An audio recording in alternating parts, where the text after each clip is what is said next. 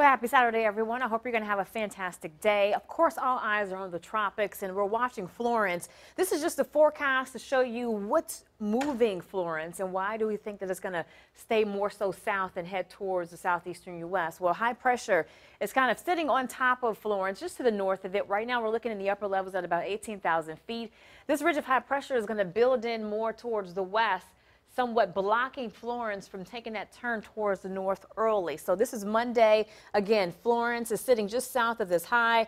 Clockwise flow around that high, so that's continuing to keep Florence further south. It's going to continue to build in this high as we work our way towards Wednesday as well. And this particular forecast model keeps it relatively strong, which means that Florence only has the option to move further west towards the Carolinas as we head towards Thursday. This is the European model output, so we'll look at both the European and the GFS. The European is in white, the GFS is in pink, and as you see, the European, because of high pressure building in over it, keeps it further towards the west into the Carolinas. However, the GFS is moving a little further north as it has the high weakening a little bit. This is definitely what we don't want because we'll have more of an access to the core of this system. If it's a major hurricane, we'll have the strongest winds, we'll have higher surge, all of that affiliated with this system if it makes its way across the outer banks in terms of the core. If it stays further south, we will have some impacts, rain, we'll have some stronger winds as well. We'll have to deal with some tidal flooding, but again, the heaviest impacts or the greater impacts will be across the Carolinas versus necessarily Hampton Roads if it stayed further south.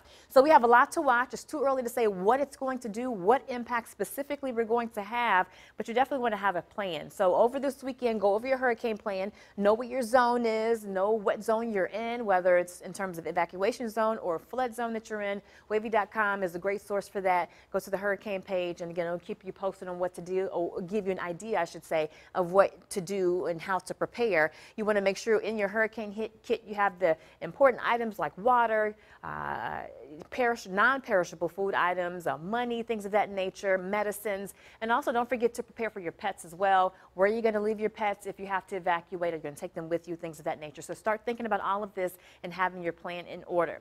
As far as the weekend, generally speaking, again, not a washout, but we will have scattered showers through the afternoon into the evening. Cold front's coming in, and it's going to stall out across the area through the weekend. So for tomorrow, it's just going to hang out across the area, sparking periods of rain. Again, definitely nothing that will be too terribly heavy in one particular spot all day, but that chance for scattered showers will be there throughout the day, today and tomorrow, primarily this afternoon and evening in terms of our Saturday. But again, you want to make sure you have an umbrella. Severe weather, not a big threat, which is good. But again, just keep an eye to the sky and carry the rain gear. Highs today primarily in the mid-80s.